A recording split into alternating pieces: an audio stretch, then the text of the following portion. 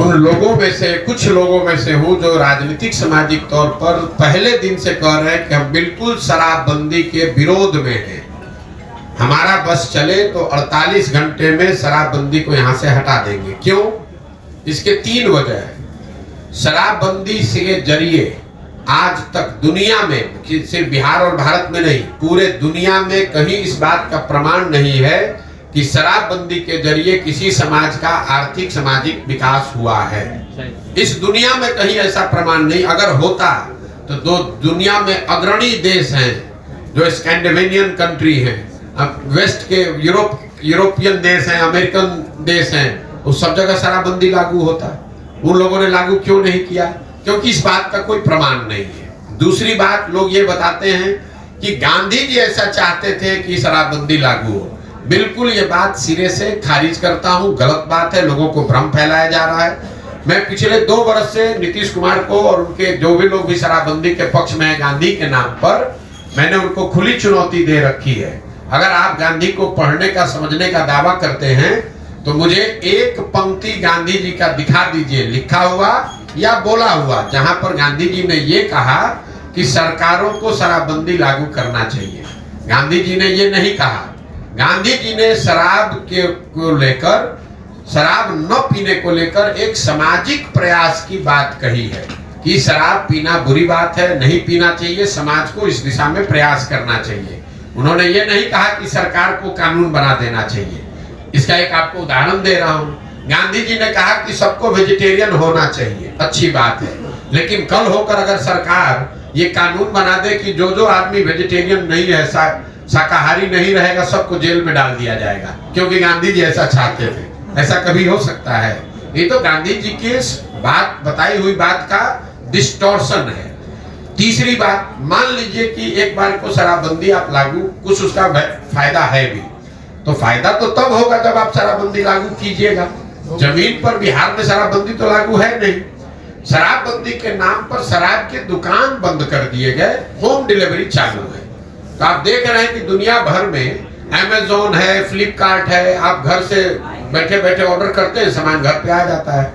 तो मैं 2 वर्ष से कह रहा हूं कि जो बिहार में शराबबंदी है, ये नीतीश कुमार का अमेज़न फ्लिपकार्ट मॉडल है, जिसमें शराब का दुकान बंद है और होम डिलीवरी चालू है।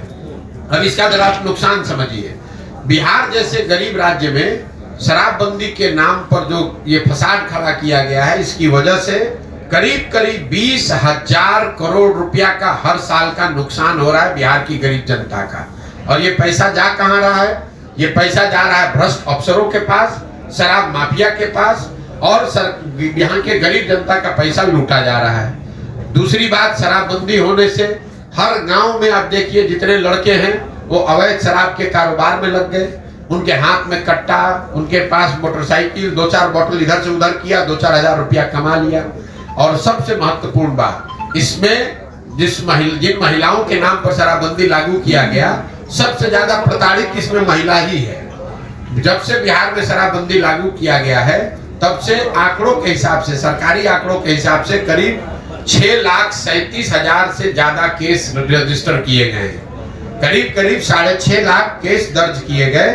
इसमें 1.25 लाख केस अभी भी चल रहा है। और ये ज्यादातर केस, 2/3 से ज्यादा केस समाज के गरीब और पिछड़े समाज के लोगों पर किया गया है।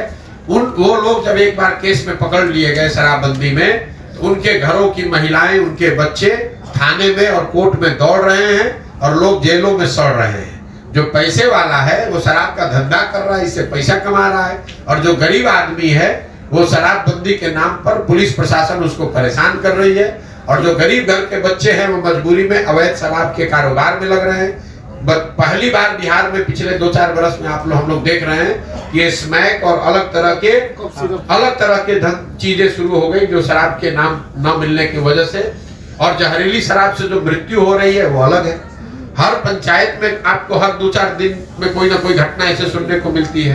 तो मुझे लगता है कि शराबबंदी का सिरे से ना इसका कोई आर्थिक आधार है, ना सामाजिक आधार है, ना प्रशासनिक आधार है, ना मौलिक नैतिक आधार है। ये बिल्कुल बिहार को और गर्त में ले जा रहा है। शराब पीना बुरी बात है, सरकार को उसको प्रमोट नहीं करना चाहिए, लेकिन ये लोगों की स्वेच्छा और स्वविवेक पर इसको छोड़ना चाहिए। आपको क्या खाना है, आपको क्या पहनना है, ये निर्णय सरकार नहीं ले सकती है, ये निर्णय लोगों का होना चाहिए। आपका काम है उसको रेगुलेट करना, आपका काम है कि उसमें कोई गलती ना करे। आप जींस पहनना चाहते हैं कि पैजामा पहनना चाहते हैं, ये निर्णय आपका होना चाहिए, सरकार का नहीं, नीतीश कुमार का नहीं। पटना में बैठ के वो तय करेंगे कि आप नाश्ता क्या कीजिएगा और खाना क्या खाइएगा। इसीलिए बिहार की ये दुर्दशा इस आदमी ने करी है।